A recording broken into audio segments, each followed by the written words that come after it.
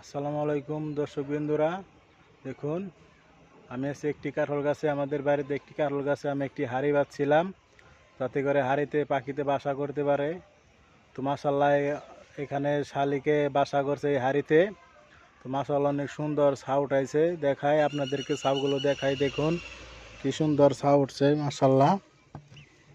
এ দেখুন শালিকের বাচ্চা, মাশাআল্লাহ কি সুন্দর শালিকে ছাউ উঠাইছে। তো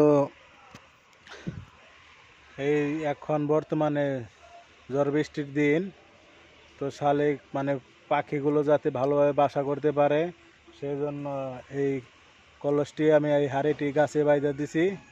তো আপনারা যাদের ইচ্ছা আছে আপনাদের বাড়িতে গাছে হাঁড়ি বাঁধতে পারেন, যাতে করে পাখিগুলো সেখানে বাসা করতে পারে।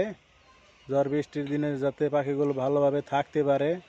বৃষ্টির দিনে তো পাখি ভিজে যায়, পাখি যেভাবে বাসা করে পাখি তো ভিজে যায়।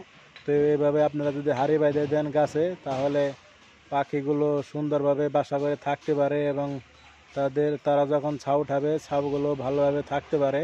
তো আপনাদেরকে তো পাখির ছাউগুলো দেখালামই, আবারও দেখাইতেছি। দেখুন কি সুন্দর ছাউ উঠাইছে।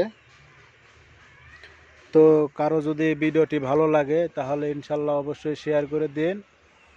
সবাই ভালো থাকেন, আল্লাহর রহমতে সুস্থ থাকেন। আসসালামু আলাইকুম।